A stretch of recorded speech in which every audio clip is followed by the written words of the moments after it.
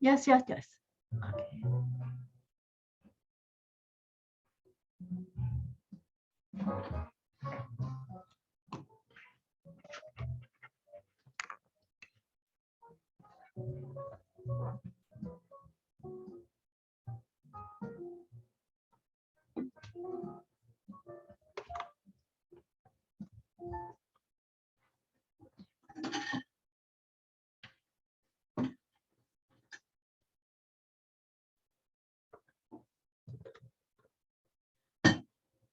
This is WZRD Chicago 88.3 FM.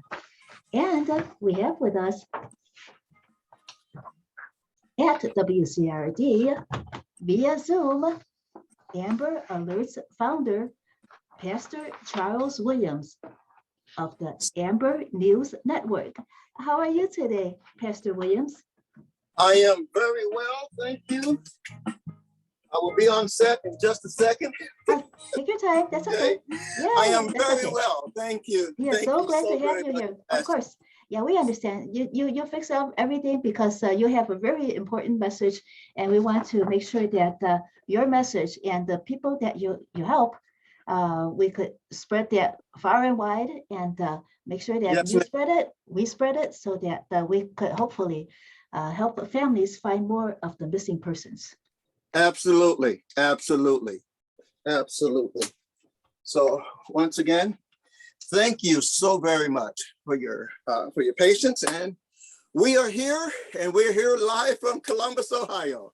Columbus, Ohio. So that's where it started, right? When you started the AMBERAlert News Network. Okay. Amber News Network. The Amber News Network, yes, that is where the Amber News Network started. Yes. Mm-hmm.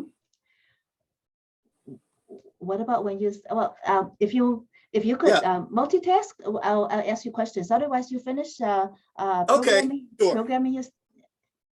No, we're good. Okay. Yes, that is where that's where the Amber News Network started. Okay. Mm-hmm. Yeah. However, the AMBERaLert actually started in Texas when we lived there in Texas. Yes, there was a very young girl that disappeared, right? That went missing, and then and her first name was Amber, and I think somebody that cared asked the legislators to start the Amber something. It wasn't AMBERaLert. They changed it to AMBERaLert.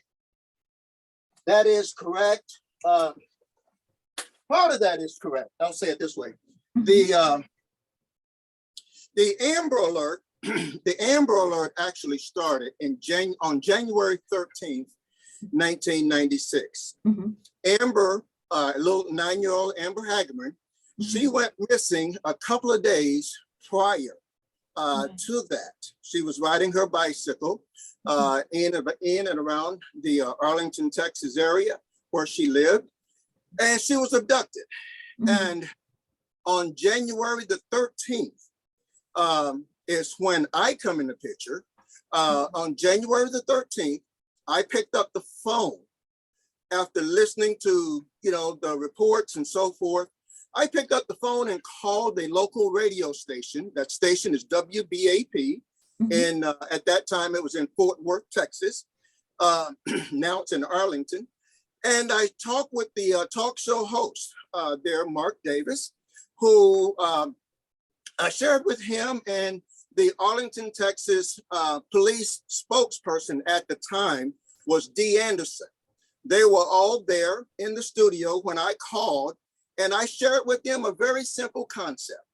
I said, what would happen if, just like when a tornado is coming through the area, they break in the televisions with weather bulletins and everything? I said, what would happen if we use that same concept when a child is abducted?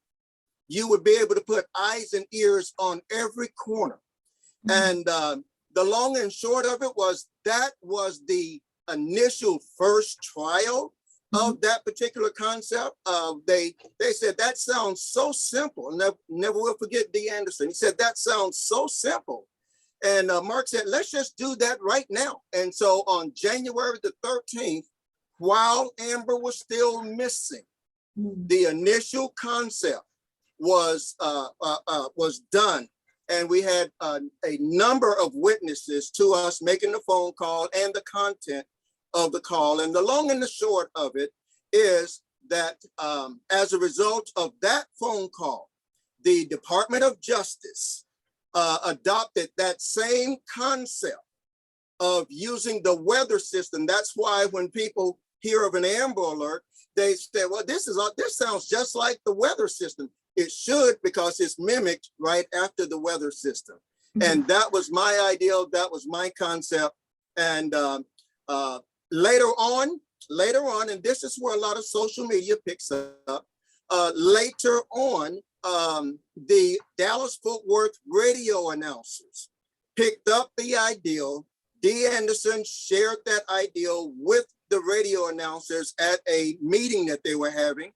And they agreed to put down radio ratings and competition for the sake of finding a child when that child is abducted. So that's when the radio announcers come in. So that's how it was born. We also, during our research, we saw that there was a neighbor that called in about seeing Amber being abducted. So do you still know whether the neighbor called in before the Amber Alert went into effect, or after he heard about the Amber Alert and knew where to call, and then he or she called?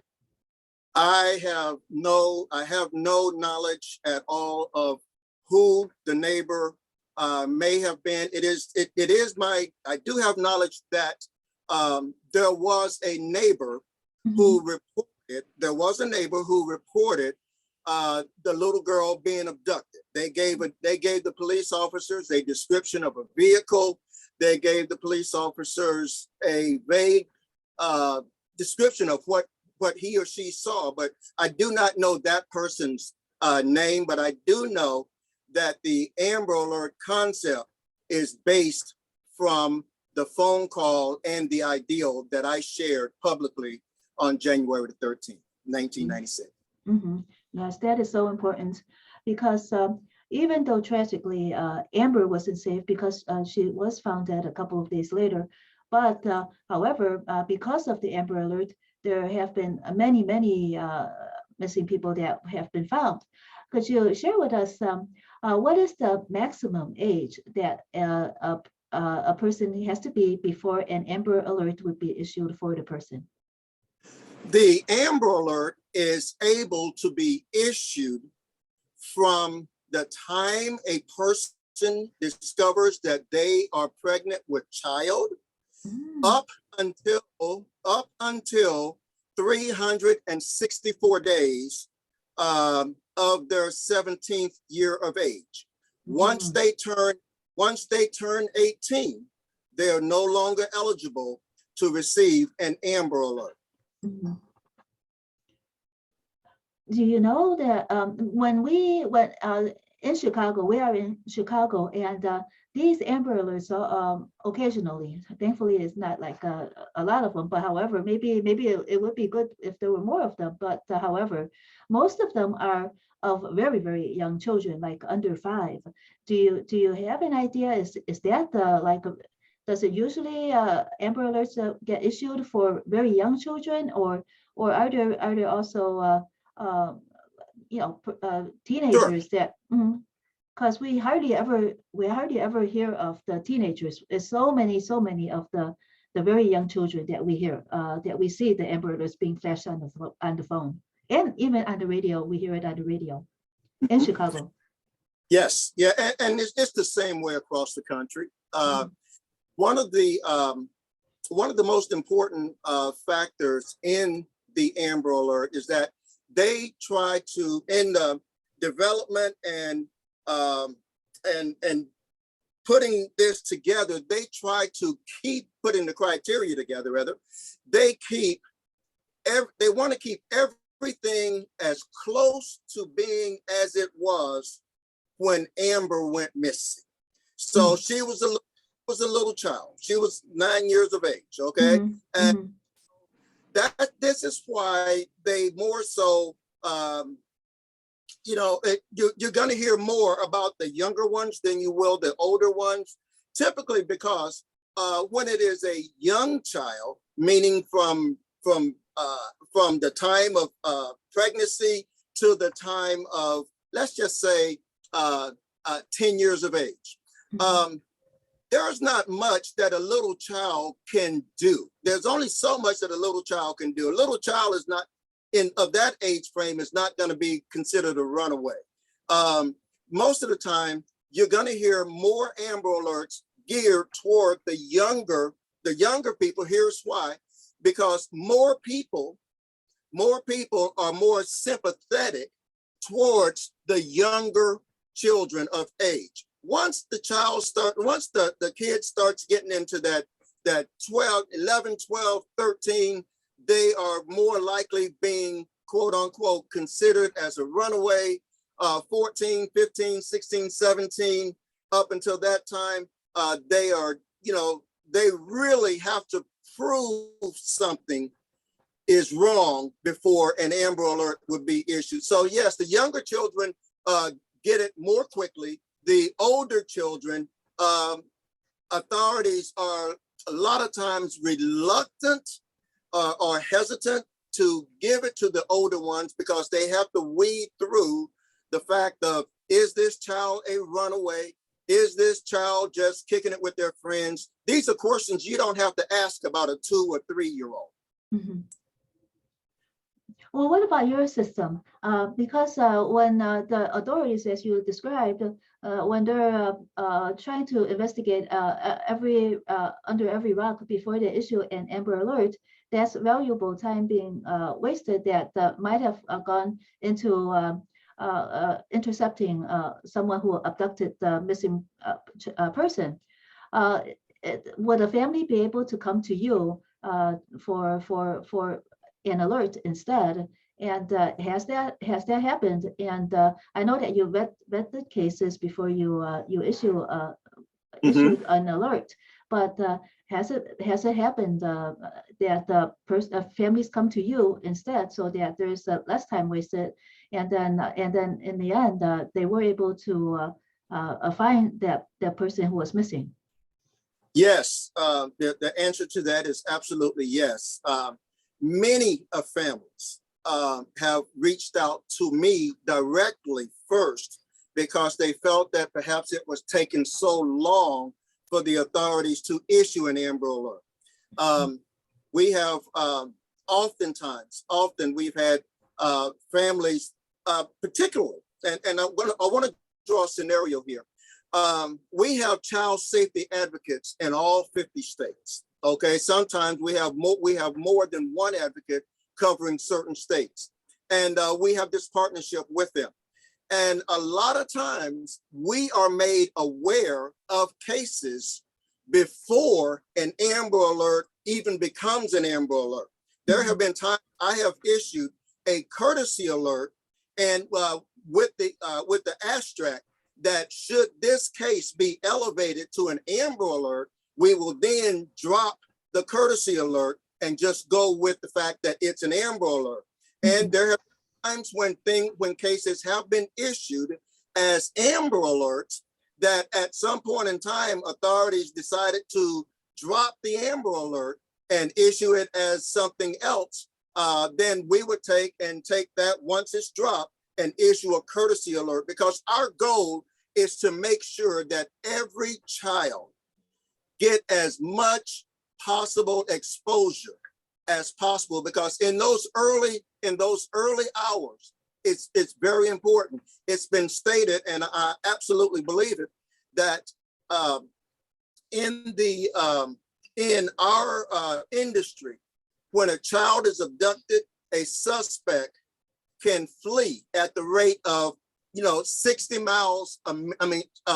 60 minutes. I'm sorry, a mile a minute. I'll say that every minute.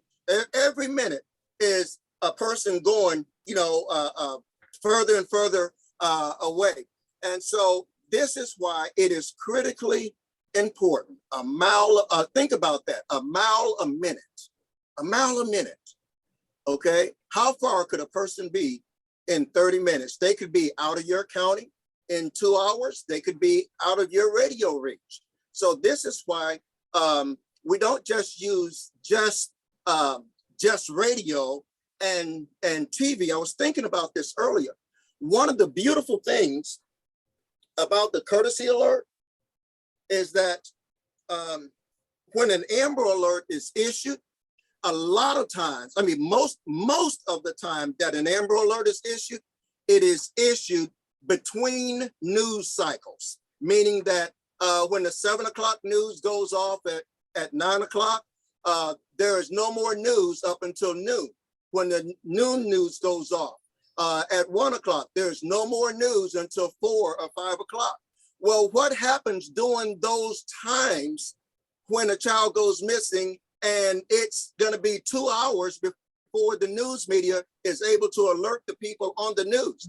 This is where the courtesy alert is really a beautiful thing, because it makes no difference whether it's an Amber Alert or a courtesy alert.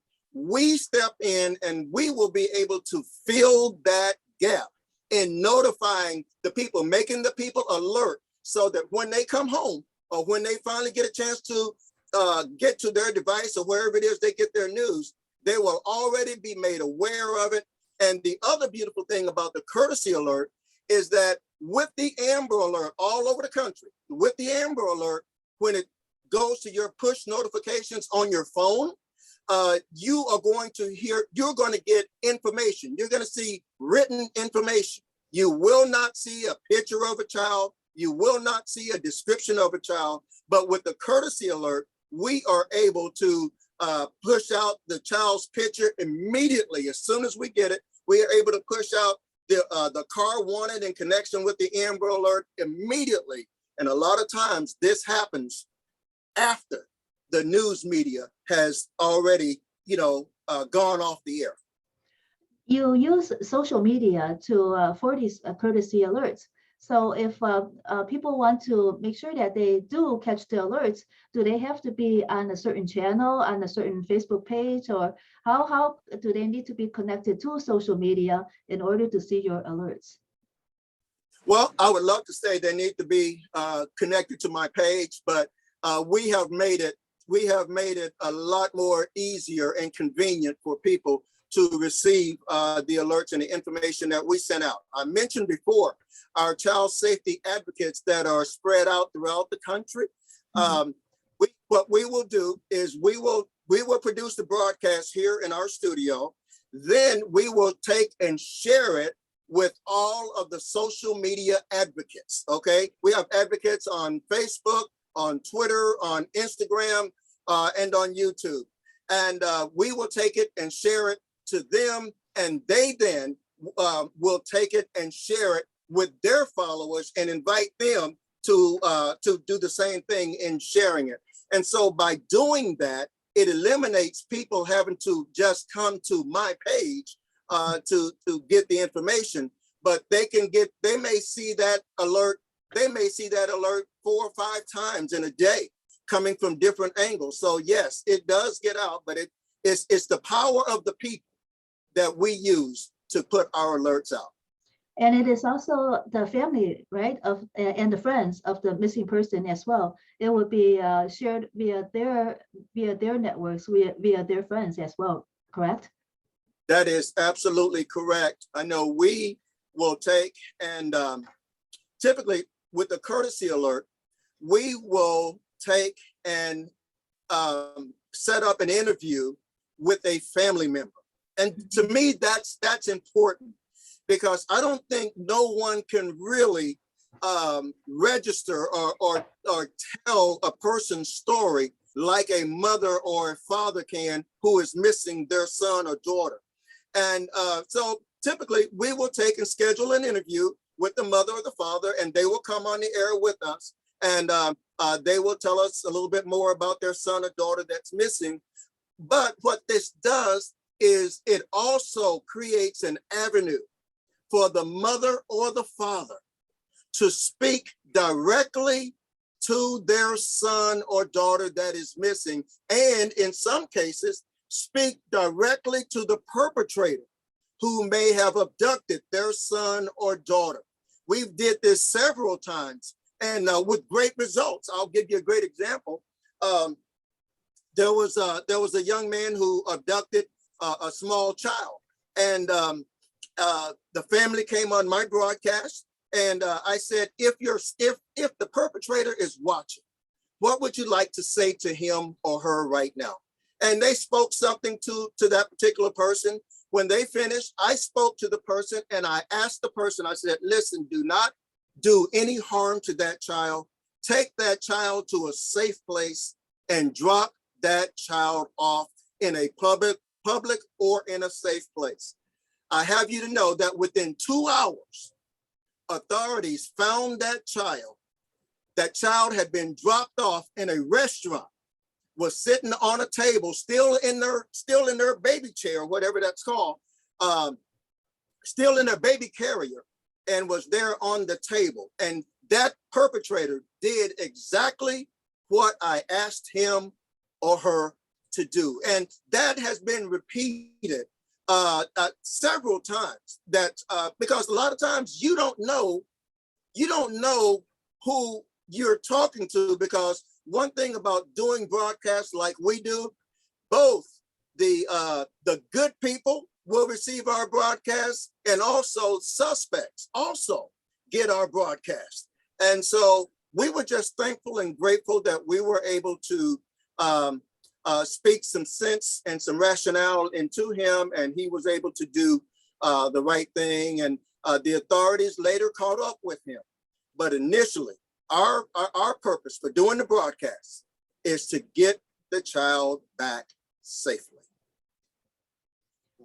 What in your background helped you come up with the idea? I know that you spoke with the radio station and then suggested it, but what was the ignition point? What did you have in your background that helped you see that this was important? Were you involved in missing persons before?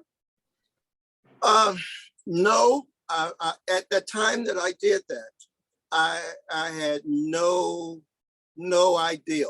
I had no involvement with missing persons or anything. I had no history of missing persons at all. The most that I had that came close to that is that I am a retired senior pastor of a church.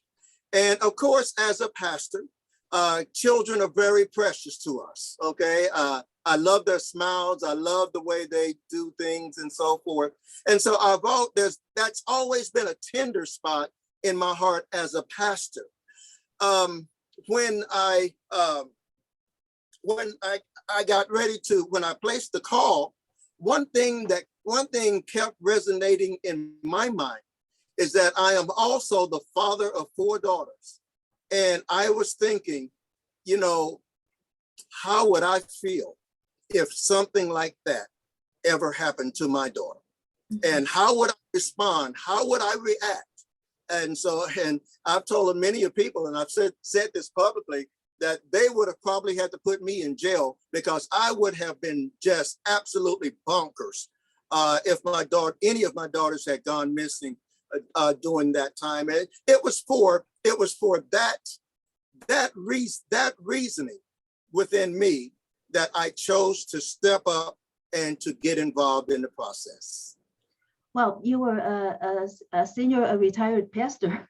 Once you started working with the Amber News Network, you created it, and now you're helping so many families. Are you busier now than when you were a pastor? That's a very good question. Yes, I am more busier now. I am absolutely more busier now than I ever was as a senior pastor. Yes. But it seems as if you don't feel tired. It seems that you're driven, and then there's so much to do, and then you want to help as many people as possible. Is there any waiting list? How quick is the turnaround? Are you able to help as many families as that come to you? I would say this: what is the turnaround? Wow. When people come to us, it is my goal and my thought is that I don't want to turn anybody down. Mhm. And so I will do my best to, before I will do a broadcast, okay, great way to answer this would be, I will vet the cases and so forth. And then I will prepare to do a broadcast. And should others come in while I am preparing to do a broadcast, which often happens, I will just take and put a picture. I will share a picture of others until I am able to get to each one with the broadcast. What we find out is that while they are waiting on me to do a broadcast for their missing loved ones, some of the cases get resolved, okay? And nothing is needed. But yes, we try to do the exact same thing, give everyone their due diligence to sharing their story about their missing loved one, and all the information that's needed can be shared and then shared with others. Now, one of the biggest problems that we have concerning continuing getting the word out is after we do the broadcast, and it comes up in the sharing aspect of the broadcast, is that we have issues with Facebook. A lot of times with Facebook, because families come to us. They come to us, and we'll do this and so forth, and we'll tell them to start sharing. Well, sometimes Facebook will not allow a family to share more than 7 or 8 times, and that really makes a family, feel some kind of way. So this is why it's important that when we share our information with advocates nationwide, that they take, and everyone is able to share. I know I have been I have been in Facebook jail more times than you can count because of trying to share somebody's missing child. But you know what? I wear that as a badge of honor, because later we find out that, and this is what I really love about either the courtesy alert or the Amber Alert, but once it is shared, if it doesn't get to the child directly, it gets to someone who knows where the child is, a schoolmate or a friend or someone who may have seen. So really what we do here is of great value, because when people take and say for instance, they're in Chicago and they're passing out flyers and they're going around the community and they're putting flyers up on every post and so forth. Well, the city has an ordinance that says, you can't put flyers on posts in a lot of cities and in a lot of states. So the city tells an employee to go out and take down every flyer that you just paid $1 for to have printed up, and now they're going to take it down. So what I share with people, what to do is to take a flyer to your neighborhood store, okay? And the neighborhood store may not allow you to put it up on their window, citing security. I've been through all this, so I know. But here's what I tell families. Once you get the flyers printed, go to the management of any store and ask them to put the flyer in the employee break room, okay? And really, that is much more of an element of surprise, is that which do you think would be more effective? If a missing child or a person who's got an abducted child sees a flyer on the window, they most likely are not going to go into that store because they see their picture being plastered on the window. But when that picture is in the employee break room and all of the employees know and have a good mental image of that picture, they can call the local authorities and let the authorities decide if that was or wasn't the person being sought for. So that's we have to be smart. We have to honor and work with the city officials, but we have to also be smart as to how we do it. Mhm. Well, maybe the employees, they might talk among themselves as well about what they've seen, and that maybe it's the more that people kind of interact with each other, then it kind of spreads, and maybe that might make people more incentivized to actually call in. So have you? Mhm. Do you know No. if do you know if there are, I don't know if you were anticipating my question, but do you know of any cases where it was an employee that in the break room that called in an important tip? Okay. I do not have information that has happened yet. Okay.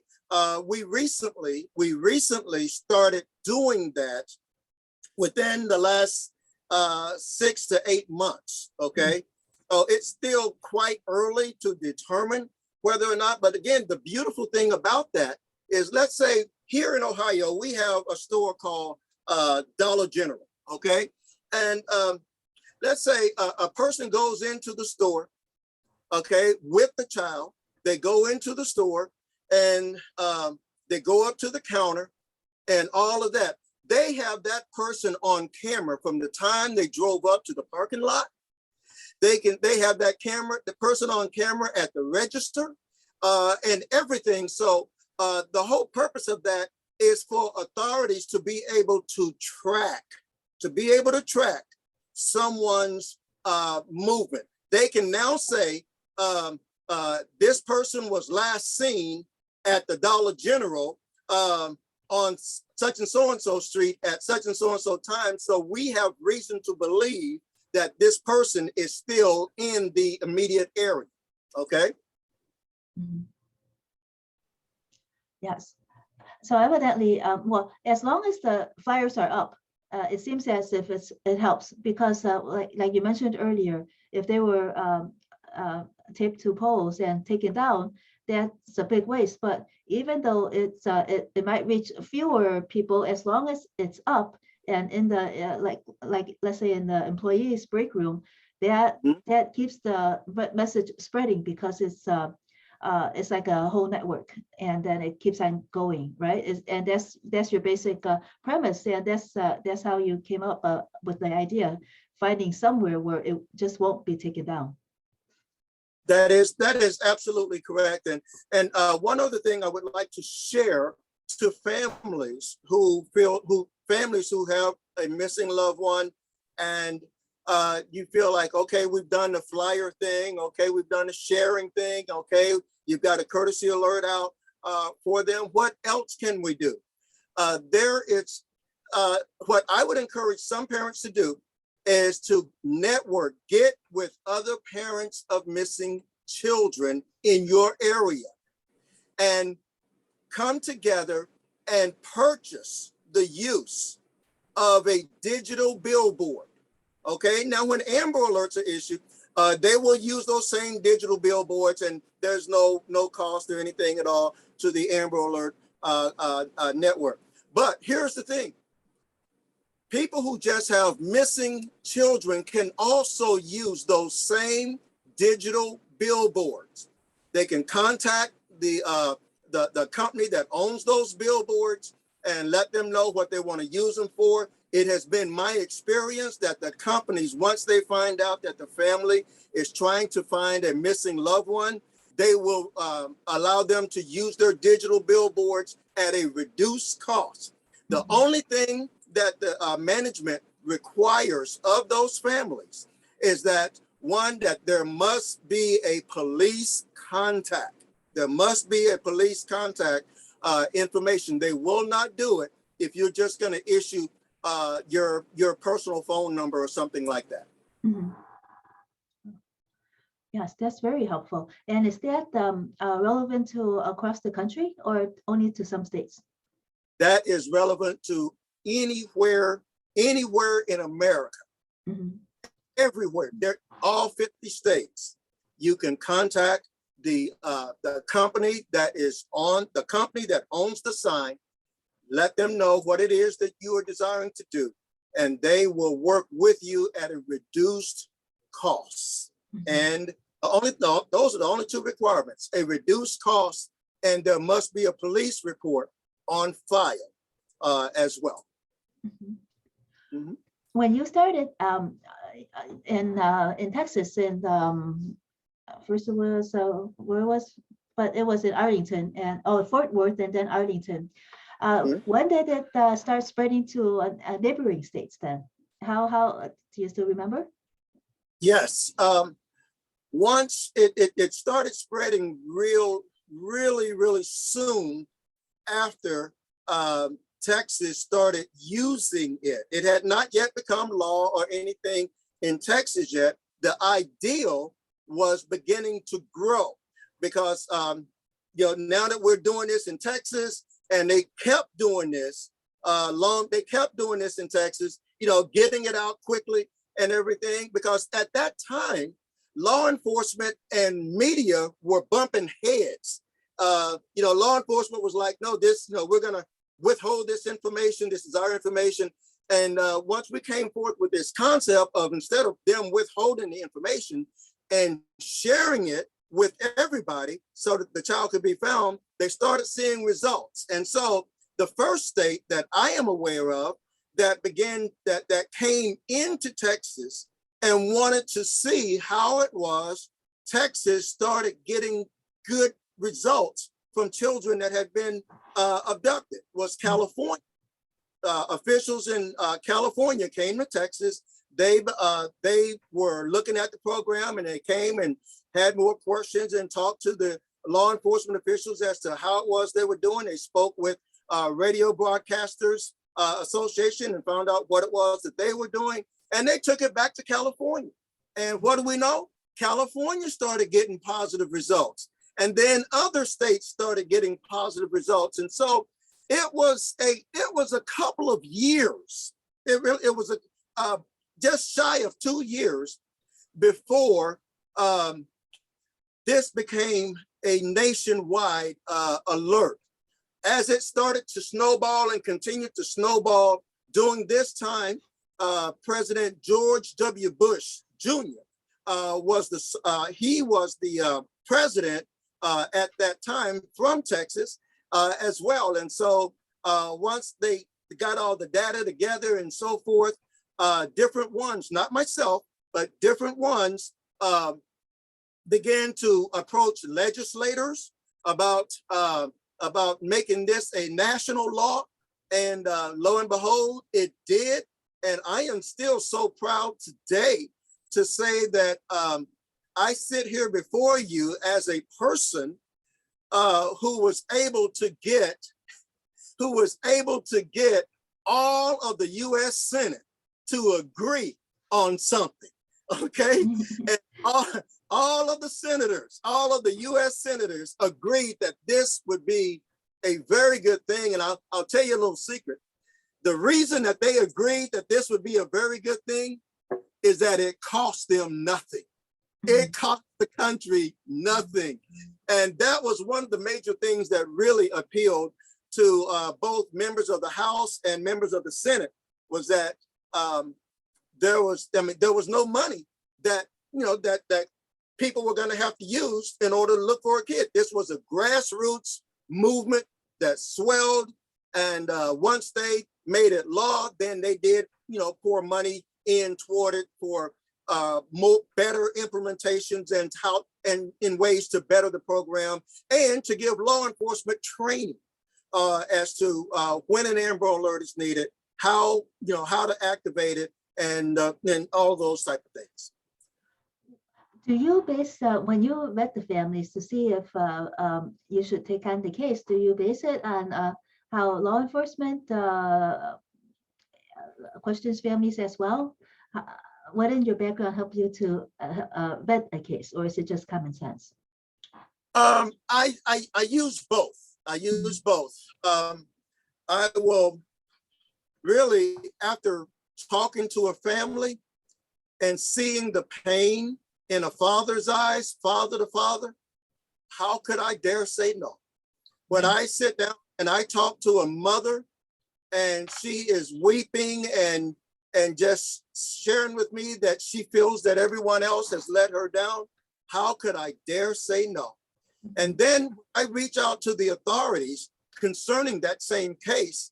They will let me know that they let me know often, Pastor, it just seems like this child has just vanished off the face of the earth. And if you can do something, we certainly appreciate whatever you can do to bring more exposure to this case. So actually what we bring to each and every case that we choose to get involved in is hope. We bring hope. We bring hope back to the police that's working it, to the investigators that's working it. And they are, the first responders, they are so appreciative of us coming in and stepping in to do a broadcast, because yes, the police, you see police from time to time, they'll be on and they'll do a 30-second sound bite about the child and so forth. But the beauty of the courtesy alert, or the beauty of what we do when we're doing Amber Alerts, is that we are able to dedicate more time to the case. We're grateful for what the mainstream media does, but mainstream media does not dedicate 30 or 45 minutes to a broadcast concerning an Amber Alert. That's what we do. Mm-hmm. And we humanize the people. And we just, that's just what we do. And I've met with fathers and mothers. And let me say this, we do all of this and we don't charge anybody a dime. We never charge anybody for our services. Everything that we do here at the Amber News Network, everything that we do, I have paid for everything in this room, okay? I have paid for everything in this room, and we are continuing to improve on with the equipment and quality that we have. But people ask me often, why do you do what you do? When I hear a mother or a father tell me thank you, when I see a child being held by their mother or father who just hours earlier was the subject of a courtesy alert or an Amber Alert, that's worth it to me. It's worth it. It's worth it. You have to be called to do what I do. Do you have a 501c3 in which people could donate to you, and then you get more funding? Well, yes, we do. We do have a Cash App. Okay, believe it or not, I don't know what it is. That's how often. But let me pull it up here right quick. You can what is that? I think it's Amber Alert 1. Okay, it's Amber Alert Founder and the number 1 on Cash App. Okay, it is Amber Alert Founder 1 on Cash App. You can go there. You can do whatever is laid up on your heart to do, and we take whatever we get to purchase either new tablets, new equipment, or something. But you can rest assured that whatever we purchase is going to go towards finding and returning the missing children. When you speak with families across the U.S., there was a time before the pandemic where Zoom wasn't that popular. During that time when you spoke with families, did you have something else like another application that was like Zoom in which you could interview the families, or did the families have to fly out to Columbus, Ohio? Okay. No, we have always been able to just use our network. I rarely ever use Zoom. Other than to do interviews, okay? But when I have a family on my network, they will appear on either one of these screens here. We bring them in. We may use more FaceTime, we will use more FaceTime, and we may use more Messenger than we use on Zoom. We try to reserve our Zoom for things such as we're doing now, video conferences and things of that nature. But when we do it like on FaceTime, they know that it's a conversation between party A and party B. And a lot of people just, they feel a little more comfortable that way. Mm-hmm. So you mean that you have these conversations with the families via like a Facebook Live, in which is recorded Yes. out of your studio. Mm. Yes, that is correct. We will do we will let them know. And there are some particularly, there are some families, some mothers who may not feel comfortable in their face being shown. Okay. And so for them, we'll say, okay, no, we'll just let you just do an audio, and still let the people hear from you. They're fathers of the same way, but typically when the child is missing, they really don't care whether or not they are on video or on audio. They just want to know that is what we are doing going to help bring their son or daughter back home. That's always the end goal. What about law enforcement? When did they started working more closely with you, from the beginning, or has there been was it building, or was there something that happened that helped the law enforcement work more closely with you? Yes, law enforcement began to embrace the courtesy alert when there was an app called Periscope. Okay, I don't know if you remember that, but it's been about 2 years ago. Periscope is no more, except for that it's merged with Twitter or something like that, and it's really not the same in the manner in which we were using it. But officers, law enforcement, they would get our broadcast, because if you've ever seen any of our broadcasts, we will take and we will tag the local law enforcement. Whatever we send out, we will tag them, and they will get a copy of it, and they will see exactly what's being said and so forth. And oftentimes, we started getting results. I want to say just a few short months after initiating courtesy alerts, we started getting results. We started hearing law enforcement say, thanks to social media, a person saw this car or a person saw this child, and they called law enforcement, the number that was given out on social media, and the child was found and safely recovered. And so they began, even on mainstream media, sharing the effects that social media was having in the cases. And it was real interesting, because I began sharing with people as I did the broadcast. I would share with them that, okay, law enforcement has had this case for a week. I want you to get this. Law enforcement will have had the case for about a week. And then we get it, and it's within 3 or 4 hours, the case is resolved. And this began to happen again and again and again. Maybe it was a week, maybe it was 3 weeks, and then we get the case, and within less than 24 hours, the child is found.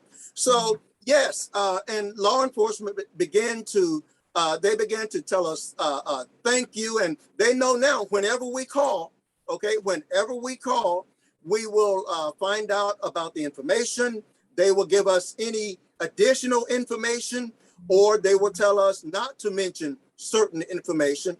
And of course, like I stated, we work hand in hand with law enforcement on these matters.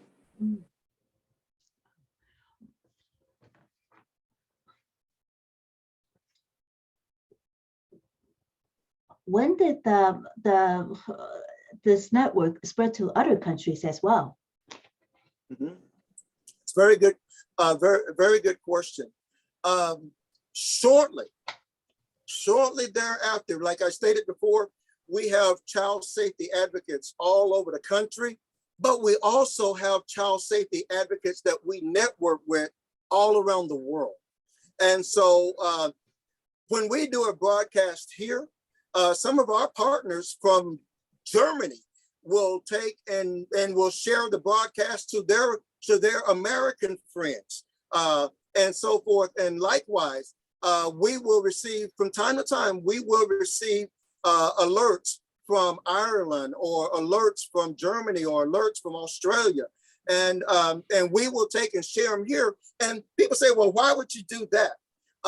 We do that because it's important, because when you understand that just like a person can put a child in a car and flee at the rate of a mile a minute, a person can abduct the person, put them on a plane and be across the country or be someplace around across the pond in just 4 hours, okay?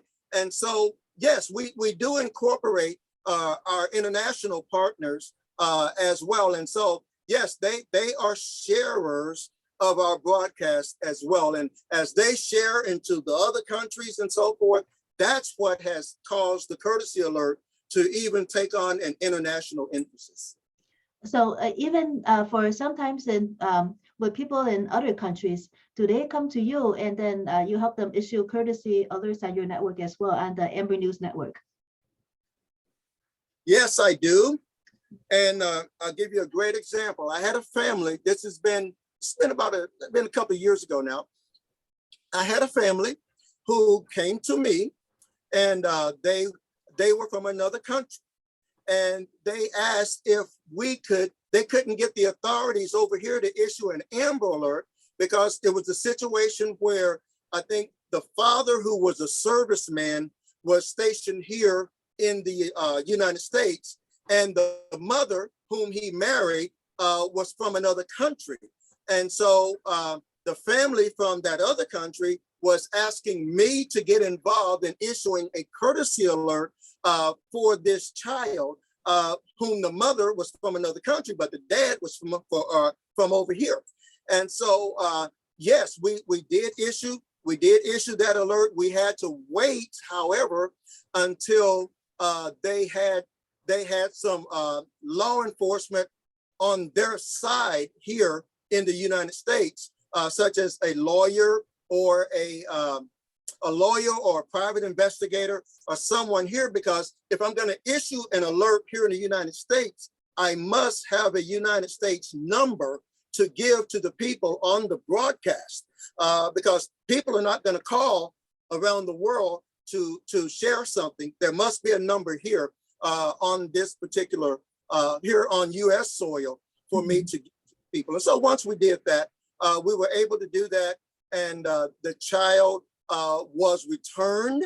The child was taken to a private investigator, and the child was then made a ward of the state. And then they had to go through, they had to come over here and go through our judicial system over here in order to get the child back. Mm-hmm. Well, at least the child was found, and it was on account of the alert, the courtesy alert that you issued. That is correct. That is correct. It seems as if, since like earlier you described that when Amber Alerts are issued by law enforcement, or but then later, once your courtesy alerts are issued, then sometimes the people are found, and the missing people are found within hours. Is it that your messages, the shares are more saturate more of media than law enforcement is able to do? I would say that is absolutely accurate, because one, we're able to pack more stuff into our alert when it goes out. When our alert hits somebody else's tablet or hits someone else's phone, our alert is in that phone. In that message will be a broadcast. In that message will be the picture of a child or several pictures of the missing person in that broadcast will be a plea for help from a mother or a father. Those three things are not present when an Amber Alert goes out. Like I stated before, when an Amber Alert goes out, you're going to get a written message, no picture, but a written message that gives you the name, description, and location. Okay, and it will say, if it will tell you where you can go to take a look at the picture of the child or so forth. But with us, it's with the courtesy alert, all of that is packed in to the post when you open it. Do you know why law enforcement does not provide a picture and an alert? That's a really good question. Sometimes, if you, I would think that when you ask law enforcement, they're going to say, well, the family didn't give us a picture, or the family didn't have a current picture of the child, or we're still waiting on one. But the thing is, when law enforcement, they are not equipped to give out that information. They will give it to, if they have it, they will give it to media, okay? Or other partners such as, some of the other centers and so forth that do like work that we do, that will get that information out. But yes, a lot of times they will have it in what they call their bolo, okay? But that's not something that they quickly and normally put out. They will share it with media and ask media to put it out there. What is bolo? Be on the lookout. Okay, okay. All right, thanks. Well, you mentioned that you have a lot of community advocates that work with you.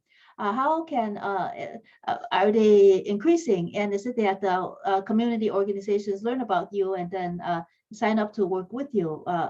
How could you describe this? Yes, I would encourage them to go to our Facebook page. Okay, they can go to our Facebook page and send me a message, and I will be happy to communicate with them and share with them how they can join our ever-growing army of volunteers. You know, this is a great opportunity for people who are retired, retired mothers, retired fathers. This gives them something to do other than playing puzzles and so forth in the living room. They can actually be a part of helping. And it's those type of people. I have one young lady, I call her young. She is celebrating her 50th year of doing this, okay? And she shared that with me some time ago. And she said, she volunteered when she was 15 to start doing this. And this is her 50th year. And so, yeah, it's a great opportunity, especially for retirees. It gives them an additional purpose, and it also helps them. It allows them to help others to bring their missing children home. And there is no greater. Mm-hmm. Exactly. What is the name of your Facebook page? We'll repeat it again later too. Okay, name of the Facebook page, it is Amber Alert founder, Pastor Charles Williams, and the Amber News Network. Okay, that is one.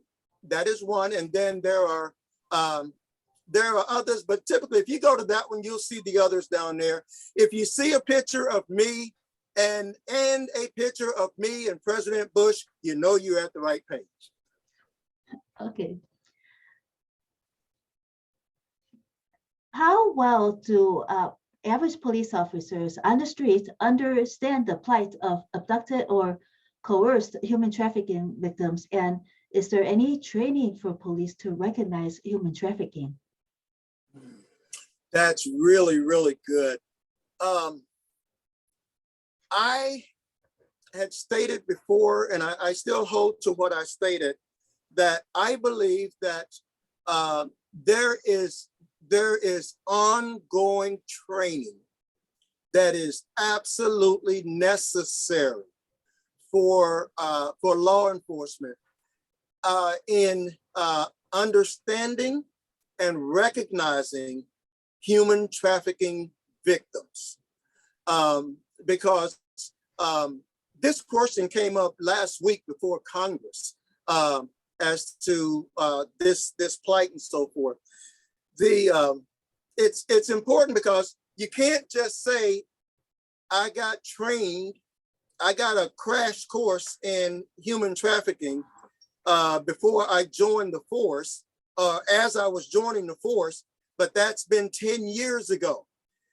We have to constantly update and implement new things, because just as the pimps and the Johns are coming up with new ways of abducting children and taking people into human trafficking, they're constantly devising new strategies.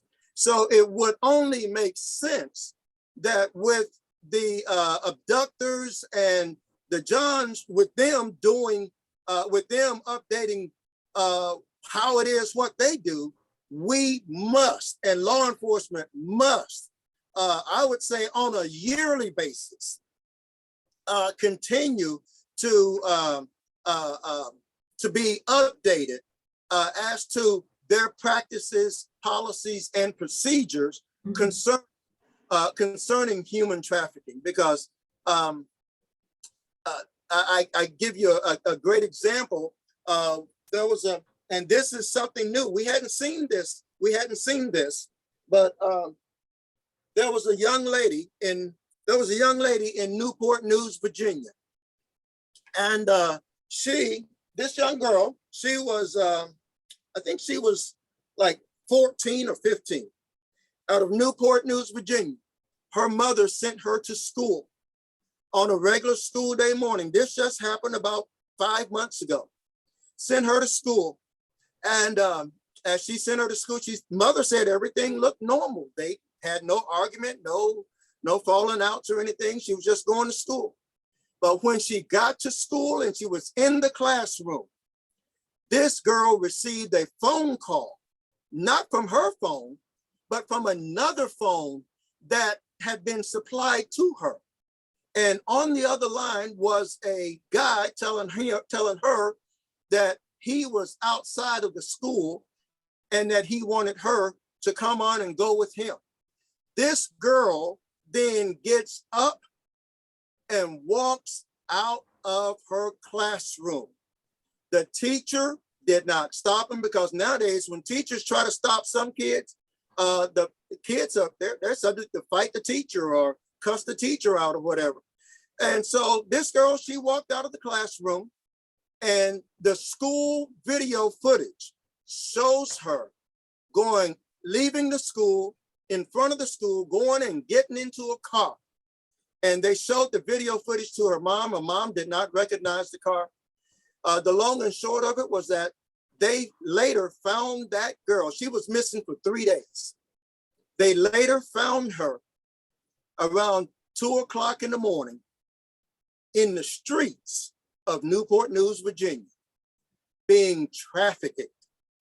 Okay, so this is why we must continue to update our policies and procedures to reflect how the pimps are updating their stuff.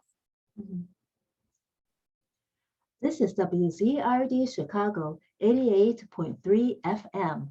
And we have with us on WZRD via Zoom, AMBERAlert founder, Pastor Charles Williams, and his Amber News Network. Pastor Williams, also, let's see. You mentioned that you have your broadcasts. When you do your broadcasts, are they simulcasts on different platforms as well, so you get the message out even further? Yes, that is correct. usually when we are doing a broadcast concerning a missing child, yes, we will be on Facebook, YouTube, Twitter, as well as, and then on the, after we finish, we will upload it to like Instagram and IGTV and others. Mm-hmm. Is there a platform that you use that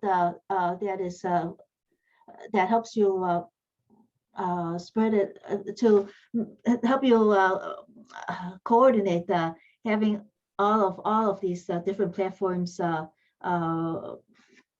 streaming your program?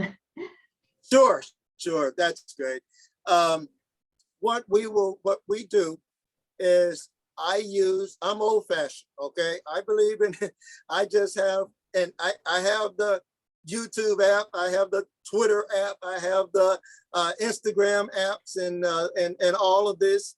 But there is other equipment out there that will allow you from one camera to upload to all of those platforms. There are some platforms that we're looking at. We just haven't seen where they're advantageous just yet. We're looking at TikTok. We're looking at a couple of other things there as well. A place where kids would hang out and so forth that would help us to get the message out. But yes, Mm-hmm. the more platforms that become available, that just means we can get it further out there, and it increases, whether it shortens the time by which a child may remain missing and or abducted. Mm-hmm. Right. What are the words that parents need to use when reporting a missing child? And do you recall how you came to learn that parents must use these words? Yes. What I have found out down through the years, I was going to say over, but what I have found out is that when parents call me and they tell me the police wouldn't give my child an AMBERAlert, and I will ask them, usually my first question is, what did you tell the officer when he or she arrived? And they'll say, I told them that my child was missing. And it just makes me feel some kind of way sometimes, because I have been beating this drum for a good while in trying to educate communities as to what you should actually tell an officer when he or she arrives. When a family member tells the police that your son or your daughter or your niece or your nephew is missing, they will not think about whether or not this is an AMBERAlert. Okay, they will put this like having tunnel vision. They will put it on a one-track resolution, if you will. This person is missing, and they will treat it as a missing person, not as an abducted person. Now take that same scenario and you say, I believe my child may have been abducted. Immediately, every law enforcement officer that would encounter that kind of a situation would immediately begin to think, is this an AMBERAlert situation here? Or is this a missing? She said, I believe my child is abducted and or missing. So then they will begin to investigate your case through the lens of, this may be a possible AMBERAlert situation, as opposed to this may be a potential runaway situation. So I have seen people, and it grieves me, because I have seen people talk themselves, literally talk themselves out of an AMBERAlert and then be mad because they didn't get one. And I'll share with them. I'm saying, okay, what did you tell them? You know, there are certain things that people should say. Like I said, if you use the word abducted or kidnapped, the officers will look at your case differently. I guarantee it. And it's critically important that if, and get this, if your child, your missing loved one, your child, your missing loved one, your missing adult, whomsoever, if your missing loved one is on any kind of life-sustaining medication or any kind of mood-altering medication, it is critically important that you convey that to the officer. How many alerts have you heard where, I know I've issued many, but how many alerts have you heard where the news media said, authorities are looking for this 10-year-old girl, she's out here and she doesn't have her medication. And authorities believe that as long as she, you know, the longer she stays out here without her medication, there are some severe consequences that could happen. Medication is a huge game changer when it comes to this determining whether or not an Amber Alert can be issued, or a courtesy alert can be issued, or a missing and endangered alert can be issued. Critically important. Missing and endangered, isn't that also, don't the law enforcement also use that designation in addition to you? That is correct. Law enforcement does use that term, missing and endangered, okay?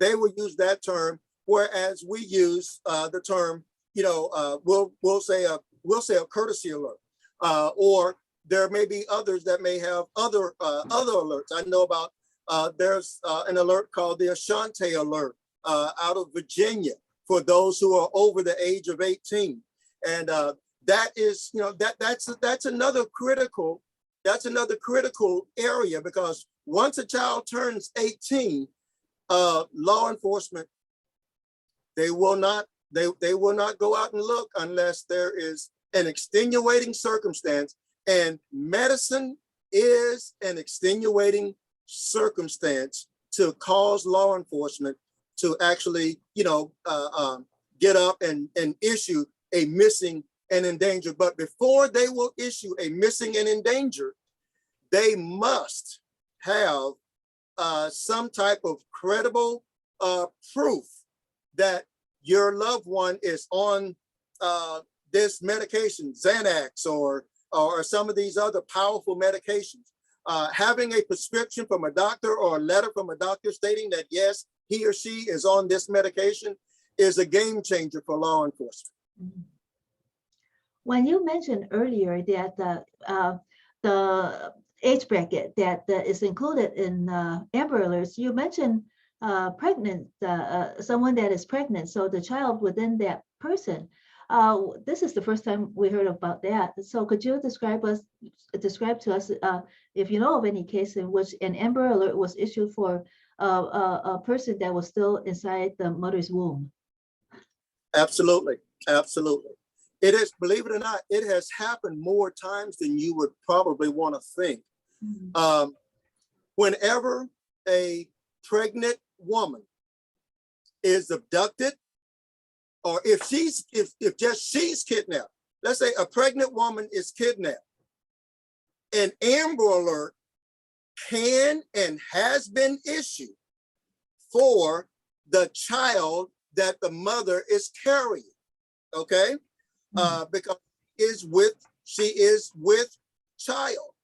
And also, there have been cases where authorities have found the mother dead, who was pregnant. And the charges that the district attorney chose to prosecute was not one charge, but it was two charges. It was the charge for the death of the mother, and the charge for the unborn child. Okay. And so they look at it, law enforcement looks at it as though when a mother is pregnant, yes, if a woman is pregnant with, obviously she's with child. If a woman is pregnant, she can, and she's missing or abducted, she absolutely, they don't issue the Amber Alert for the adult because she's way too old, but they will issue the alert for the embryonic baby that is inside of the mother. They absolutely will do that. And there have been cases for that as well. Do you know if those cases have been solved at all? Yes, those cases were successfully prosecuted. And the person was charged for both the murder of the mother and the murder of the unborn embryo. And so it's a lot of people don't really think of it, but let me share this among women particularly. Let me say this: one of the greatest security tools that you have at your disposal is your child. Here's what I mean by that.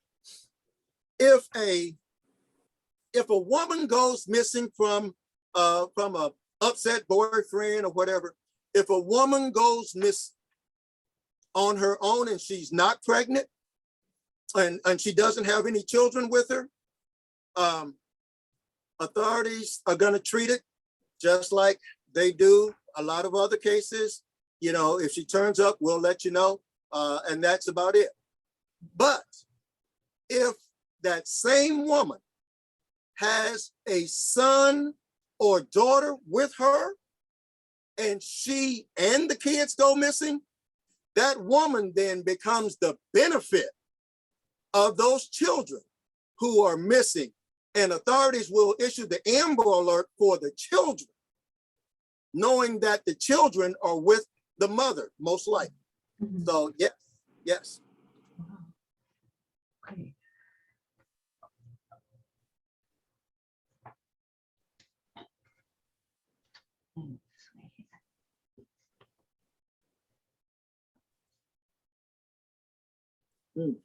Oh, there was something here. There was, let's see.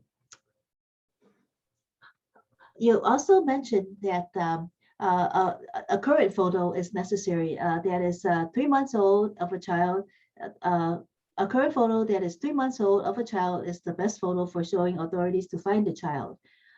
Is it that after 3 months, a child appearance might change? The child might grow older and look different? That is a great question. When I stated that is based on the fact that in this digital age, most parents have cameras. They've got iPhone 13s now, and just a number of different electronic devices that you can quickly snap a shot of your child just for your record. We recommend not having a photo that is older than 3 months. Okay, not having a photo that is older than 3 months, because yes, a child's appearance can change. Okay, I know I've had 4 daughters, and trust me, they have 4 different hairdos. Okay, I have 4 grandsons, and trust me, that in 3 months they will have gone through a couple of different hairdos. They may have blue hair now, they may have pink hair or pink stripe or whatever. So it's important. It's important that you have a reasonably current photo of your child ready to provide to the authorities in the event that your child goes missing. Now, going missing doesn't mean that that your child is going to this is going to happen and lead to an Amber Alert. It may or it may not, but just for instance, you may be in a big box store, you know, or Sam's or Walmart or a big box store somewhere, and you become separated from your child. And you can take your phone up to the security or management at that store and share that picture, share that current picture with them.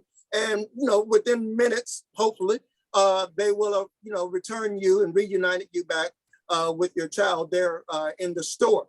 On a larger scale, we have had cases where children were abducted, an Amber Alert was issued. And one of the most frustrating things with law enforcement is that, okay, we're ready to issue this Amber Alert, but we don't have a current picture of a child. In fact, we have no picture. So sometimes some Amber Alerts start out with no pictures, but then maybe an aunt or an auntie or somebody who has a current picture will share that and send it to law enforcement, and they'll update it and say, here's an update to this Amber Alert. Here's the picture. Here's the picture of the child.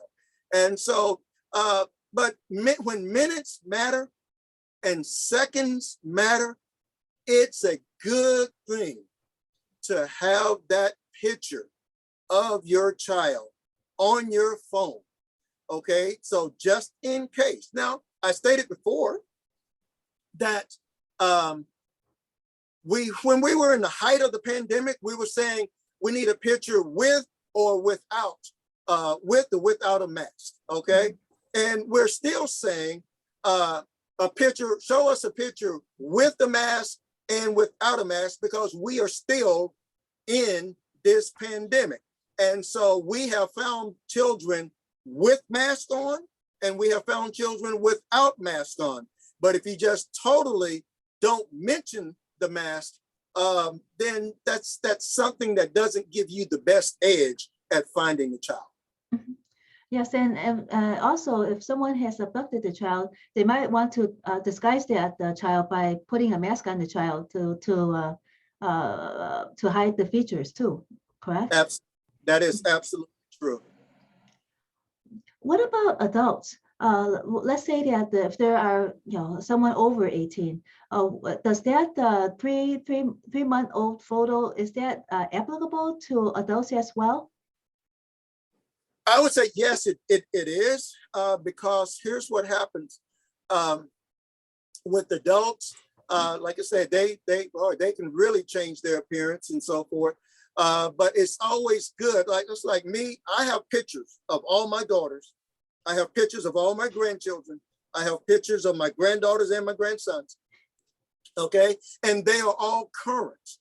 But it's difficult. It's difficult to ask the community to look for a child, and here's the picture, and this picture is even 2 years old. Okay, in 2 years, a person can put on about 20 pounds. Okay, in 2 years. And so if we're saying that this person is slim and trim, and you're showing us a picture of a person who weighed 130, and when we find the person, they actually weigh closer to 160, that's kind of an issue there. And so one of the other things one thing I do not do, and a lot of people have chided me for it, is that they ask me, they say, well, why don't you use pictures of like some of these places, they can make up a picture as to what your child should look like. Okay. Age progression features. That's what. Yes. They say, well, why don't you use age progression? Well, age progression is a double-edged sword. With age progression, you could have people looking for somebody that's not the person that we're looking for. Okay. And you could cause a world of hurt for that particular person. So I don't really use age progression, because to me, that technology, though it is good, that technology really has not shown the progression that I would have wanted it to show at this time. Mhm. Let's go to a case a recent case that you've worked on. Sheena Gibbs from Rogers Park. She's 40 years old, and it took months before her case was even acknowledged by the police. Do you know if it was on account of her being 40 years old? What took so long? Do you have any idea why it took so long for the case to, start being on the police's radar, and then for the police to start actually issuing alerts?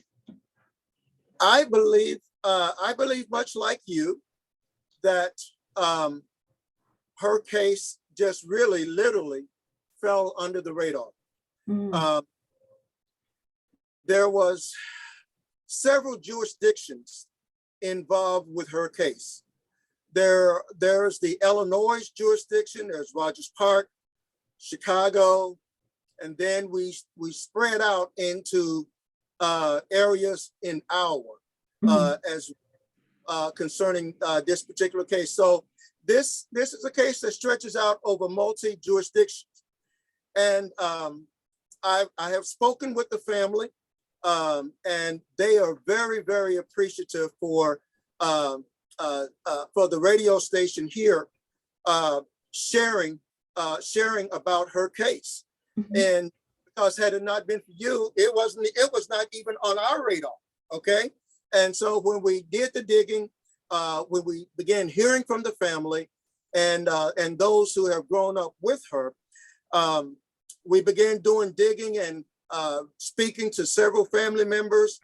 We found out what they were doing, what the police were doing in Iowa, found out what the police were doing here, there in Chicago.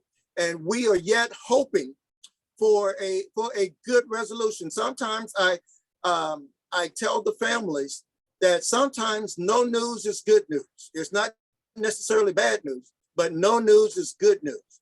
The fact that she hasn't been found doesn't mean that she's deceased. We don't know that, and we're holding out hope that that is not the case. But we are yet actively looking, and where we are with that case right now is that per my last conversation with the family just last week, is that we are planning. They said once the snow breaks and the extreme cold breaks, we are planning to do a grid search in areas there in Chicago, areas in Iowa, near her dad's place and near other places that I'm not going to disclose. But one of the main things, and I'm glad I have this opportunity, one of the main things that we are going to need when we prepare, and they've asked me to be a voice in helping with this. One of the main things that we are going to need is we're going to need men. We are going to need men who will volunteer their time on a Saturday to come and help search for 40-year-old Sheena Gibbs. We do not have a date yet. We're just saying that as soon as the weather breaks and it dries a bit, that we're going to go into certain areas that she was known to frequent, and we just got to backtrace and find them. We just got to Authorities have not done this. Authorities have not indicated that they would do this. So this is going to be a community effort to put forth a search to help find 40-year-old Sheena Gibbs. Have you led such community efforts before in other cases? Yes, we have. We have several years experience in doing this. I would say, and like I was sharing with the family, that it's important that that we have several meetings prior to then, because in going on doing a grid search and so forth, there are things that must be taught, must be shared with those participating in the search, such as if you see something, You cannot take a picture of it with your phone.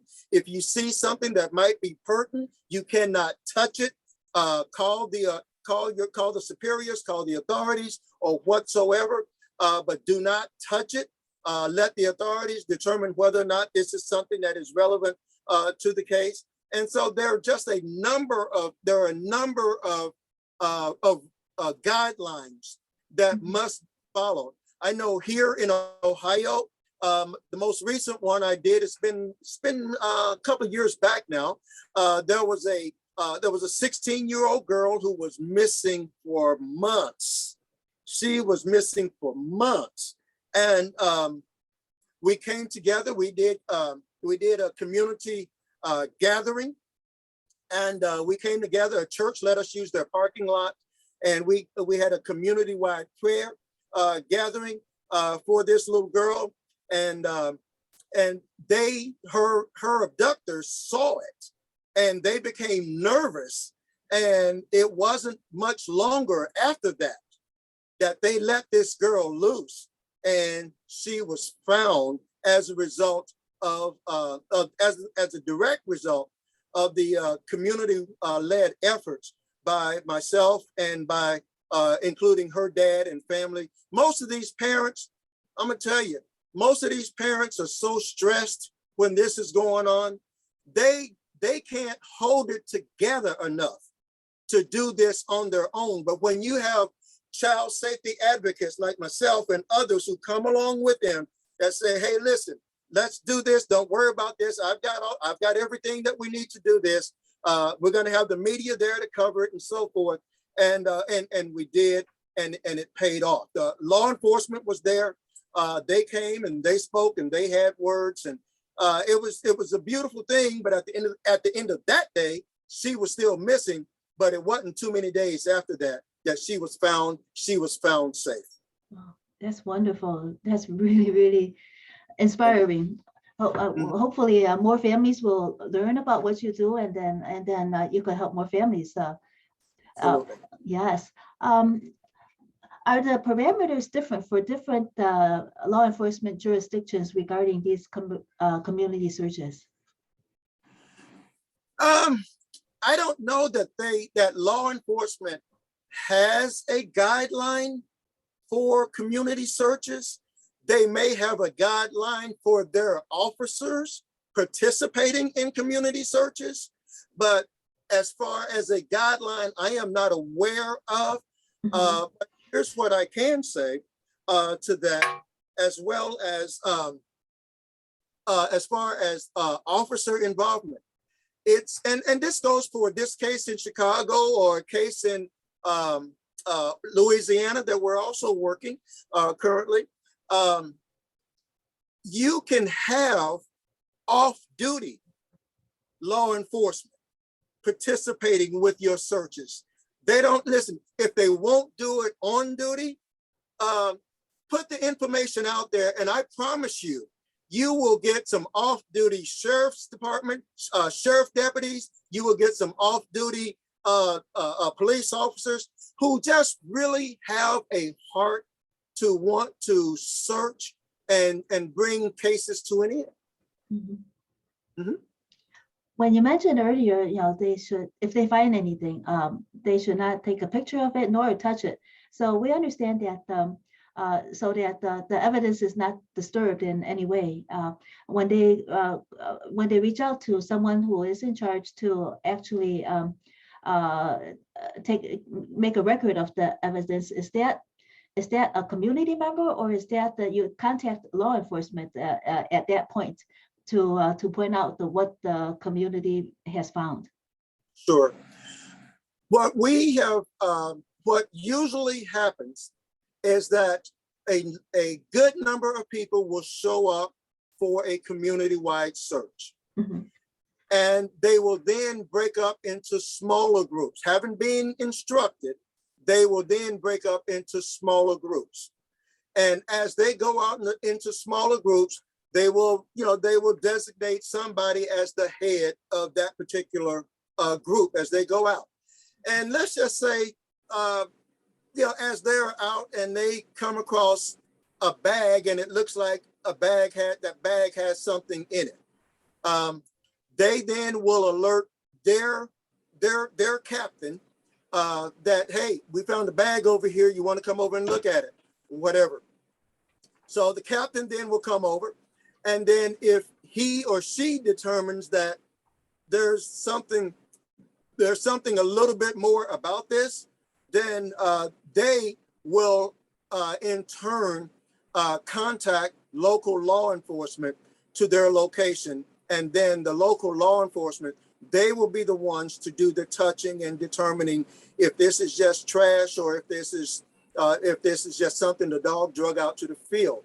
This is critically important because over the last 2 years, we have had a number of children who were abducted and killed and placed in trash bags and discarded on the side of the road. And I'll give you one of the stories out of Arkansas. Out of Arkansas, there was a little girl who was actually missing out of Houston, Texas. And the babysitter did something to this girl that killed her and took her life. And he stuffed her little body in a bag, in a trash bag. And he drove up the coast, drove up from Houston into the area near Little Rock, Arkansas. And finally, he got courage enough to take that bag and throw that bag on the side of the freeway, on the side of Interstate 40. And it was days. Everybody had alerts going, courtesy alert, Amber Alert, looking for a little Malia Davis. That was her name, little Malia Davis. And it turns out that some workers who were mowing the grass along the freeway with one of these big wide tractors, they were mowing the grass and they saw a trash bag.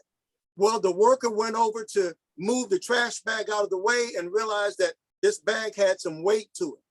And then he remembered that there was an alert, but he didn't think that this is here. And so he called the local authorities, and the authorities came out, and the authorities confirmed that inside of that bag was the remains of little Malia Davis. So this is why we say, we don't take nothing for granted in, in these searches. We may find something, we may find nothing, but we are a day closer to finding the person that we're looking for. Okay, let's work on a little bit of the information that families should and should not reveal about missing child on social media posts and on flyers. Could you go over that? Yes, we will. Information that I believe that is necessary on a flyer is the child's name, child's age, and a contact number for the local police who are handling that particular case. That's really all the information that needs to be on a flyer. Here is why, because even now, even in many cases, we are hearing and we're being told that there are scammers who are calling, if a person puts their personal contact information on a flyer, scammers will call a family member and try to extort money from them for information as to where their loved one may be. And they most likely don't have any information concerning the relevancy of that case.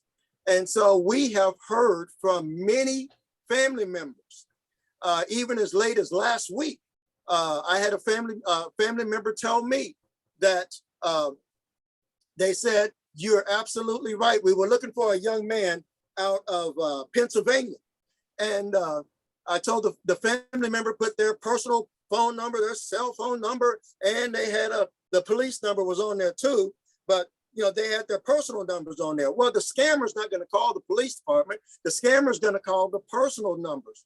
And that's what he did. He called the personal numbers, tried to get the family to go to a store and buy some kind of cards or something that they could put money on and scam the families that way. So we don't want to see a family victimized twice. Right. They've been victimized once by their loved one missing. And to become victimized twice is something that we don't want to see happen. So that's why we encourage people to only list the pertinent information, name, age, and police jurisdiction. If you have any information, that's that.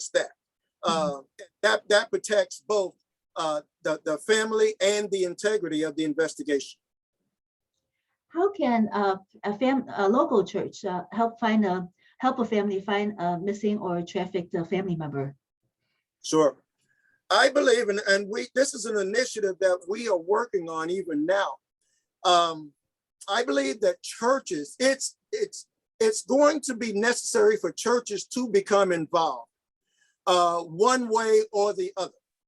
And I would hope that churches would choose to become involved on the front side of an Amber Alert or of a courtesy alert, as opposed to on the back side, which means on the back side, a family member coming to the church to ask if we can use their church for a funeral. But no, here's what we mean by this is that churches, they can get involved. By a lot of our churches today have multimedia presentation outlets. Before the service, it's much like going to a movie.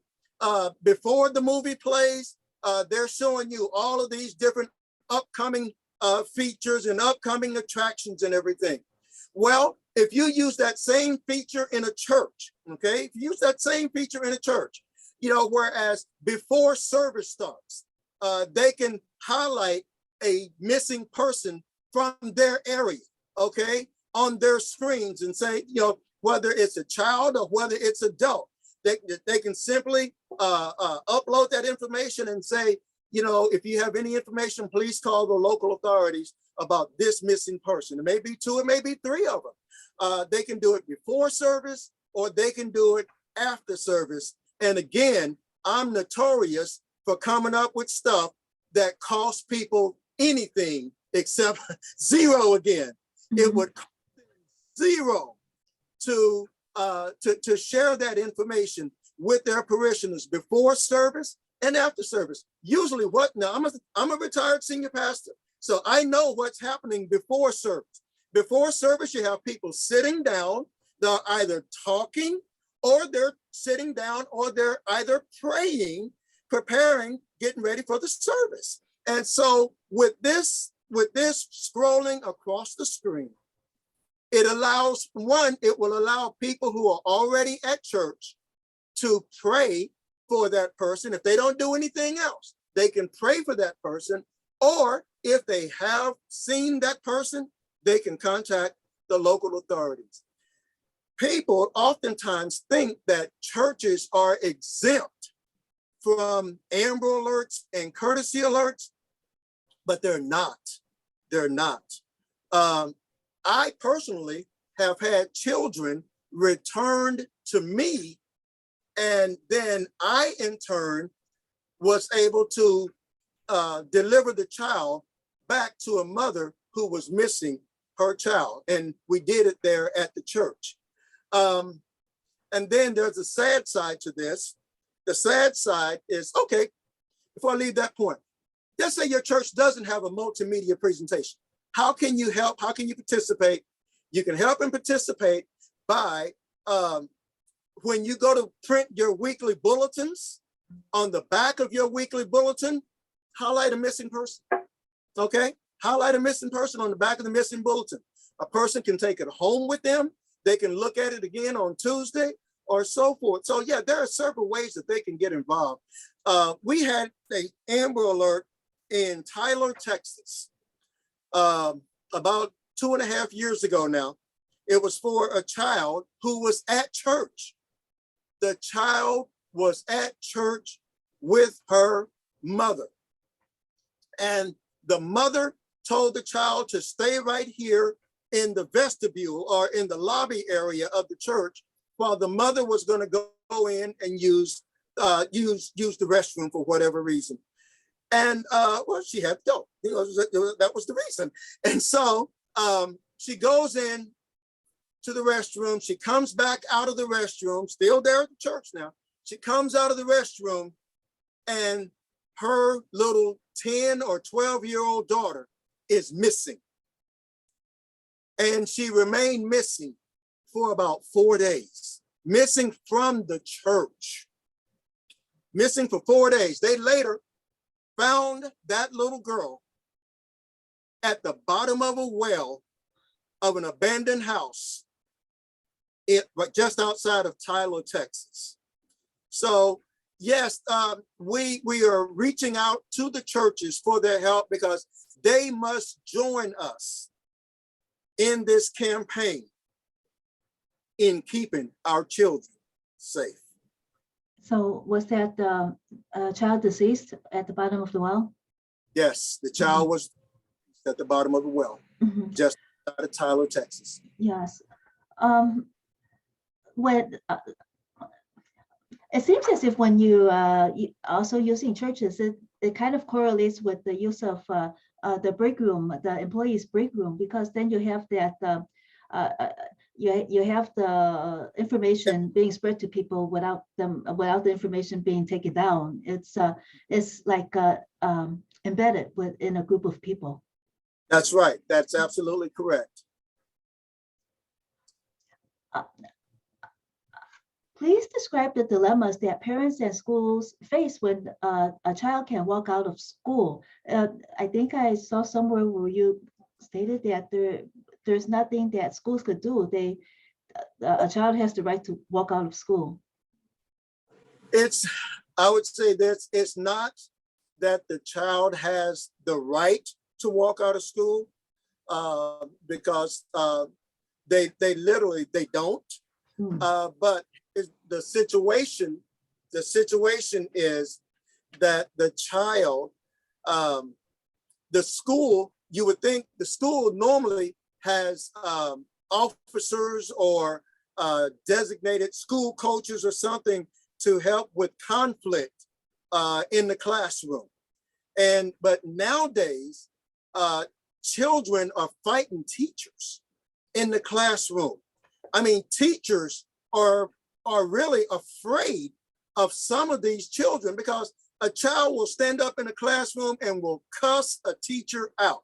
If I ever did that when I was in school, I would have gotten a whooping from everybody who knew me.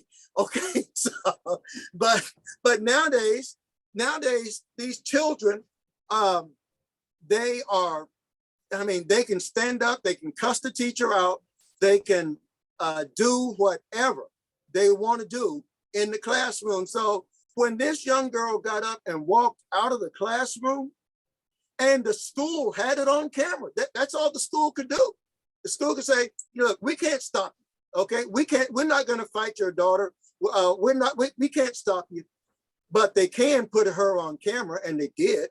And so that's why when the authorities came to the school and they viewed the video footage of the school, they said, we can't issue an AMBERAlert. Said we can't issue an AMBERAlert because your daughter got up, she got up in the classroom, walked out of the classroom, down the hall, out the door, and into an awaiting car. They said this was not an abduction. She left willingly. And so that's when the family contacted me and asked me if I could issue a courtesy alert on her behalf, and we did. But yes, it happens. It happens. In what states do human traffickers use the 16-year-old age of consent against their victims' families? There is one state that I am aware of. There may be more, depending on how they may have changed the laws or whatsoever. But in one state in particular, Alabama, there is a law on the books right now, because I dealt with a parent or a grandparent who was trying to get a child back. This law in Alabama allows a 16-year-old girl who is in a relationship with an older male. The law says that the 16-year-old girl has the right to stay there if she so chooses. A parent cannot make a 16-year-old girl come home, even though she's below the age of 18, but she's 16. And in Alabama, they are allowed to stay with grown men who are no doubt are taking advantage of the 16-year-old girl. Okay. How prevalent is it for human traffickers to get 6 to 36 months for selling a child, while selling drugs results instead in sentences of life without parole? And that therein, I think, is the problem. It is very prevalent. Mm-hmm. We may be winning. Okay, I'll say this like this. Here in Ohio, just last week, our governor awarded $1.3 million to several different agencies. I wasn't one of them. He awarded $1.3 million to several different agencies for the implementation of fighting human trafficking. That being said, all across this country, and if something needs to be changed, it's this. All across this country, governments are throwing big money at the human trafficking issue, trying to stop the children from being trafficked, trying to, educate Johns and sending the guys who are caught, sending them into what they call John schools or whatever, when they are found. But the real issue is that if you're only gonna slap them on the wrist for taking a 14-year-old girl's virginity, for taking for molesting some boy, 12, 13, 14 years of age, and you're only going to slap them on the wrist, what good is $1.3 million to fight human trafficking when you catch the victims, you're only slapping them on the wrist? I propose this. Let's set a mandatory minimum. Let's set a mandatory minimum of a minimal sentence to people who are caught human trafficking. How about a mandatory 20-year sentence? I think that would be a pretty good deterrent, okay? A mandatory 20-year sentence for anyone convicted of having anything at all to do with human trafficking. Whether you are the John that was doing a 16 or 17-year-old girl, or whether you are a woman who was grooming the girls for the John. So yes, it's really something that legislators must look at. They must look at. Yes, we appreciate the money on the front end, but if we're just throwing it out the back door on the back end, this is just going to be a cat. This is going to be like a cat chasing its tail. It's just going to continue to happen. Mm-hmm. Because they're not addressing the root of the problem. They're just addressing the symptoms. That is absolutely correct. Mm-hmm. You also mentioned that a parent needs to keep the phone on if a child goes missing. Why is that? I encourage a parent, especially, of course, if a child is missing, there's no parent that's going to turn their device off. But here's what I am talking about when I say that. It's important to keep in every phone, I'll say this, in every phone, whether it's iPhone, Android, or whatever, in every phone, there is what's called government alerts. And there where it says government alerts, you'll see Amber alerts.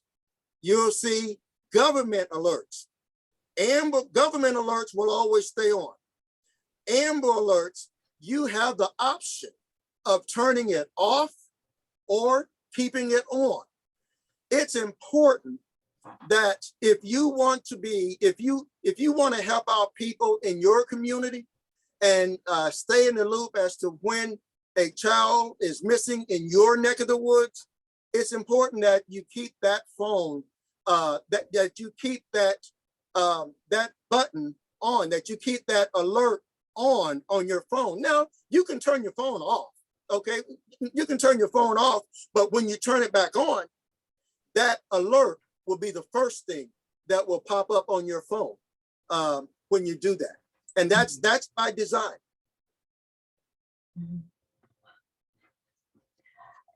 You also mentioned that cheap phone carriers are problematic when parents need the phone records of their child who has gone missing. Could you explain a little bit about that? Yes, cheap telephone carriers, and a lot of people don't think about this. They don't think about any phone carriers being cheap. But what I mean by this is that you have phone carriers that are not whose headquarters are not in this country. Okay, they may be in Canada. They could be in Canada. Could be in Mexico. Could be anywhere.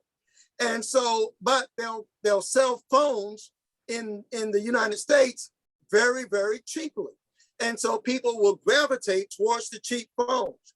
Well, the problem with that, okay, the problem with the cheap phones are that when authorities are trying to get your phone records, okay, not that your phone is pinging, they can quickly find out where your phone is pinging from, okay? But to get the actual phone records from American companies, it may take them 4 or 5 days to get your phone records. The records will entail the last, the phone calls that you made or the phone calls that came to your phone from someone else. And that helps the authorities to kind of track an area or identify a potential suspect that they may have had their eye on or that they may need to put their eye on. But when you're dealing with a cheap phone carrier that is out of the country, one, authorities oftentimes, and I have experienced this with some cases, authorities, one, they have to get a subpoena. Authorities, a detective will have to go and request a subpoena to present to a cheap phone company, perhaps over in Canada or in some other area outside of the country. He will have to present them with a subpoena for those records, and it may take up to 15 days or longer to get the phone records from some of these cheap carriers. But carriers such as carriers like Apple and some of the American companies, it does not take that long for them to get the phone records. Again, I wanted to show you that we're talking about two different things here.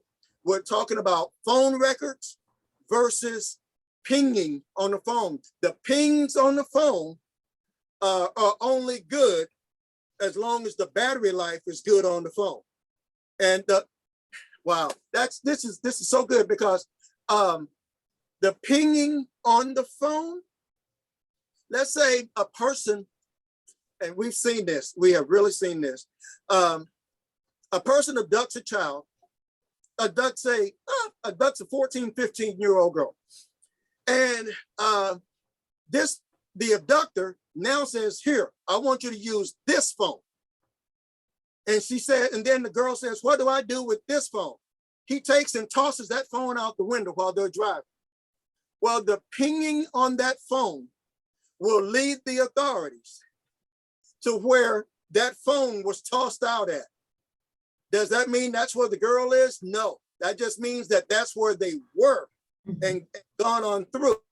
So that's how pinging works. But the actual records of who called who and what time they called and getting text records of that nature, if it's from an American-made company, it's a lot easier than it is from some of the cheaper in and secondhand phones, refurbished phones in that manner. Wow. Okay. You also shared before that states which are major trucking hubs, such as Nevada, Mississippi, Florida, Georgia, Ohio, Delaware, California, Missouri, Michigan, and Texas, are also major human trafficking hubs as well. So is it that the trucks are being used to transport groups of victims, or is it something else? Do you know? Well, here's what I know. It would not be the first time. It would not be the first time that that some of these truckers have been found to have a cargo. I'm not talking one or two people. I'm talking about truckers crossing the border. I'm from Texas, so we've seen this a lot. They're in Texas, coming over from Mexico. DPS would often stop a trucker that looked suspicious or whatever, and he would have them to open up the back of his truck, and there were men, women, and children who paid to be smuggled across the border into the great state of Texas. And once they get into Texas, they'll pay other truckers to carry them into other places. So yes, it does happen, and there does seem to be a parallel at that many of the top 5 areas of human trafficking are also 5 of the top 5 trucking areas here in the country. So yes, there is a parallel with that. And finally, you also mentioned that after a child is found, aftercare is very important. Could you explain what aftercare is? Yes, aftercare is once a child has been recovered and found safely and now is back home where he or she belongs. That is just the beginning of what has to take place following an Amber Alert or courtesy alert. Oftentimes people are so excited that the child was found and everything that they don't think about, okay, what's next? What's next is therapy. What's next is there are some mothers, and I know this personally, there are some mothers who would not even ask their daughters what happened while they were away. Either because they don't want to know, or they don't want to put the daughter through the trauma of having to share those nightmares again. So a licensed and professional therapist are the ones who now come into the picture. A licensed or professional therapist, a minister, a counselor, a church minister or a church leader or church counselor is often sought to help the family to reacclimate to each other, because that is absolutely so important. Case in point, we had a case here in Ohio just last month where a little girl was abducted by her babysitter's boyfriend. He abducted her, took her to a vacant house, where she was repeatedly violated. And thankfully, before it got too cold and the cold weather was setting in, authorities were able to find her. They found her from a tip given by a child at school. And they found her. She lied there in a vacant house in Northeast Ohio. But she was alive. She was alive. She had been violated repeatedly. And after going to the hospital, which AMBERAlert protocol requires every child, male or female, to submit to a post examination as to what they may have expected. That's documentation for court. And it was later disclosed that, like I stated before, she had been violated repeatedly by this person. They did find him, and he is now sitting in lockup under a multi-million-dollar bond, and don't look like he's going anywhere anytime soon. And that was that little girl's plight. Now, she is going to have to undergo a lot of therapy. She was only 12. She's going to have to undergo a lot of therapy. And her family has to be very, very careful and deal with her very gingerly, okay, as to not to set off any triggers that she may have experienced. So that's what I mean by there is a large amount of aftercare. I know there was a lady in Baltimore whose daughter went missing, and I issued a courtesy alert for her. And her daughter was found 2 days later after we issued the courtesy alert. And she tells me all the time, some of these people, we become the best of friends. And she tells me often, because I call and check on her at least once a month or once every other month. I'll call and say, hey, how are y'all doing? How's my girl doing? So forth. And she'll tell me often, she'll say, Pastor, we're taking it one day at a time, 1 day at a time. And for most of these families who have experienced AMBERalerts, and the kids who have experienced the trauma that AMBERalerts bring with it, the drama with guys with big guns and law enforcement and all these police cars, that can be traumatic for a kid seeing all of this. And that has to be dealt with, but it has to be dealt with properly and professionally. That's a great question. This is WZRD Chicago 88.3 FM. And we have with us on WZRD via Zoom, AMBERAlert founder, Pastor Charles Williams of the Amber News Network. Pastor Williams, we have 3 more questions concerning a community assessment. I'll explain. WZRD Chicago, being a nonprofit radio station, must be responsible to the community we serve. WZRD is mandated to file quarterly issues with the FCC on non-entertainment, community-focused programming. And we like to assess the community for these quarterly issue topics with 3 questions. First, what is most important to you? What is most important to me is that we get this information into the hands of responsible people who can help make a difference and bring a missing child home. Second, what long-term problem must we address? The long-term problem of people just looking the other way and people not paying attention to the alerts.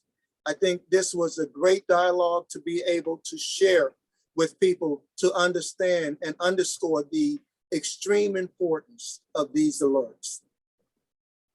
We agree too. Thank you so much for that. Finally, the third question is, what problem must we resolve now? I believe the problem that we must resolve now is that I believe that, one, we must resolve within ourselves. I'm gonna say it this way. We must resolve within ourselves that we are going to get involved.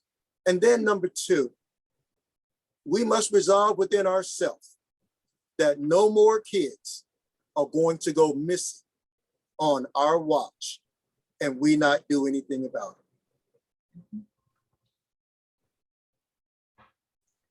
Well, Pastor Williams, could you also provide our listeners again with your contact information in case they have more questions or they might need your help but to find their missing person? Yes, you can reach me at my email address is rsprings32@gmail.com. That's rsprings, that's the letter R, springs, SPRINGS 32@gmail.com. Or you can reach us on Facebook Messenger. You can just go there and send us a message, and we're very good about returning responses on our messenger and on our email as well. More information about us can be found on our website. Our website is www.AMBERalertfounder.com. That's www.AMBERalertfounder.com. And then last but not least, if you have a missing person, you have a missing child, adult or child, please go to the website and enter your missing loved one's information at www.findmybeloved.org. They are a website that fills the gap when a family is waiting as to whether or not they would be able to receive an Amber Alert or not. That website automatically sends out the information that you give it to thousands of other people about your missing loved one while they're still waiting as to whether or not they will receive an Amber Alert or a courtesy alert. That's critically important. Thank you. And for Messenger and Facebook, what is the name of your page?